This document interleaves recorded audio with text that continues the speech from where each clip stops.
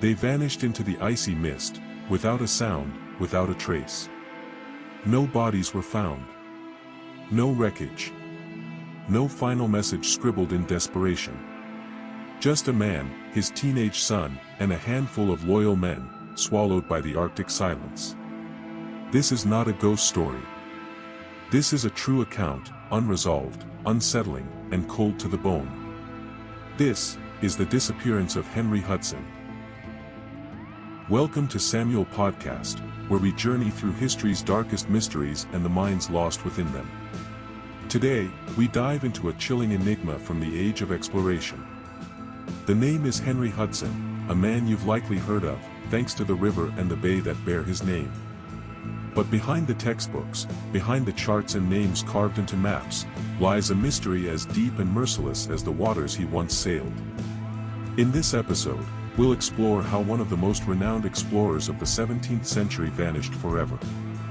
We'll trace his steps, from hopeful beginnings to mutiny, betrayal, and a lonely drift into oblivion. The story unfolds across frigid seas, endless ice, and an eerie silence that never gave back its secrets.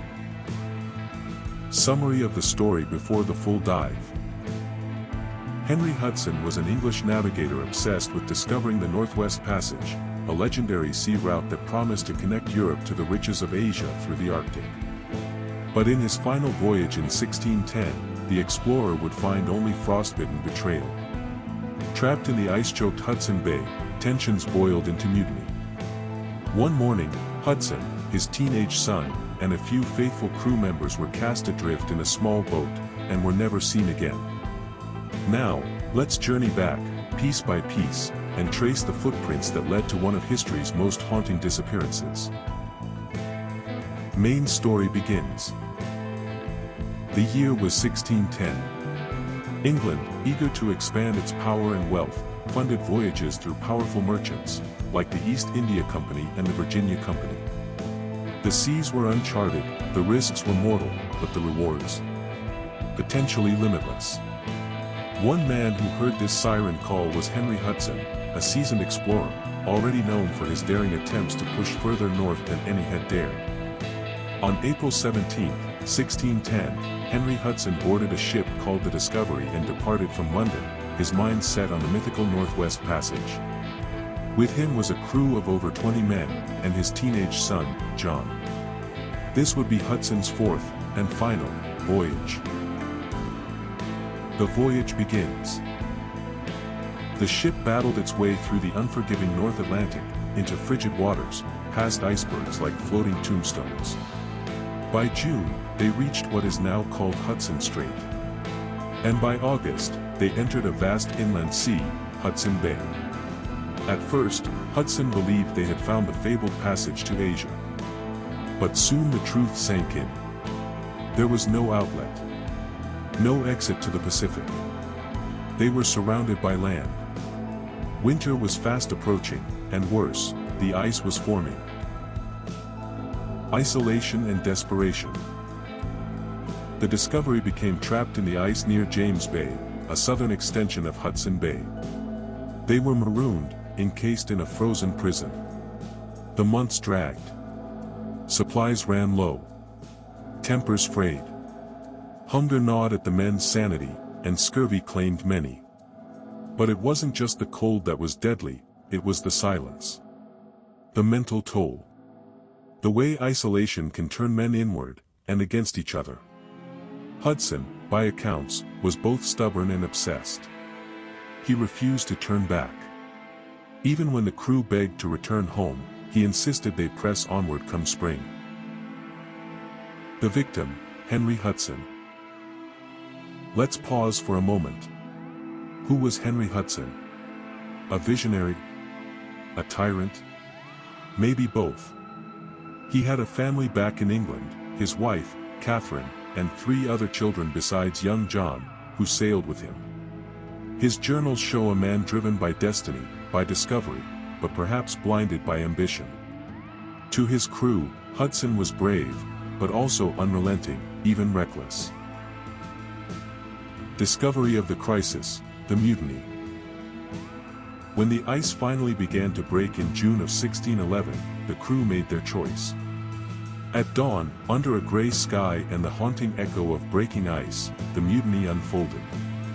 Hudson, his teenage son, and 7 others were seized, bound, and lowered into a small open boat, no sails, no map, barely enough provisions to survive a week. Some say it was quick. Others say Hudson pleaded, even wept for his son's life. But the Discovery sailed away, leaving them behind, alone on an endless sea. They were never seen again. The investigation and the return. The mutineers, now helming the Discovery, faced their own horrors on the return journey. Several died from illness. The rest limped back to England, arriving in September of 1611. There was outrage, but not justice. The men were arrested and interrogated. But without clear evidence, most walked free. Some claimed Hudson had brought the mutiny on himself. Others said he had been murdered aboard, and the castaway story was a cover. But those were rumors, and rumors die in silence. Suspects and motives. The chief mutineer was Robert Juet, Hudson's own first mate, who had sailed with him before. Juet was ambitious and bitter. He had been demoted during the voyage and resented Hudson's decisions. Other mutineers included Henry Green and Abacut Prickett, names that surfaced in later accounts. Their motives were survival, or so they claimed. They feared dying in the ice, and Hudson, they said, was leading them to death. But was it fear, or something darker? No mutineer was executed. The voyage had technically failed, and perhaps the Crown didn't want to discourage future expeditions. The truth? Buried beneath layers of silence, fear, and political convenience. Was there any search? Yes, but half-hearted. In 1612, the Discovery was sent back under Thomas Button to search the area. He found no trace. Later searches, over decades, found nothing. Not a single bone. Not a single relic of the open boat Hudson vanished in. Just icy water, and the echo of waves. Theories and legacy. Some believe Hudson and the others starved or froze within days. Others wonder if they made it to land, perhaps taken in by indigenous tribes. But no oral histories, no archaeological finds have confirmed this.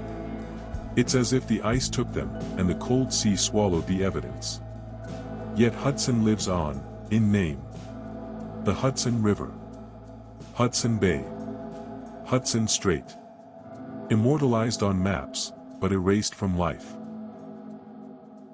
So, what really happened that bleak morning in June 1611? Was Hudson a visionary sacrificed by frightened men? Or was he a dangerous captain abandoned by those he pushed too far?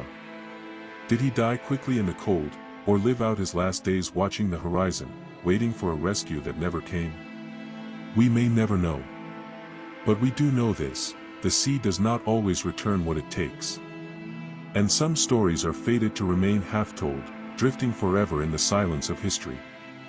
What do you think happened to Henry Hudson? Could he have survived longer than we think? Or was he already lost the moment they set him adrift? Let us know your theories in the comments. If this haunting tale of ambition, betrayal, and mystery gripped you, please like the video, share it with fellow mystery lovers, and subscribe to Samuel Podcast for more forgotten cases and shadowed stories from the past. Until next time, stay curious. And stay vigilant. Because not all who are lost, are forgotten.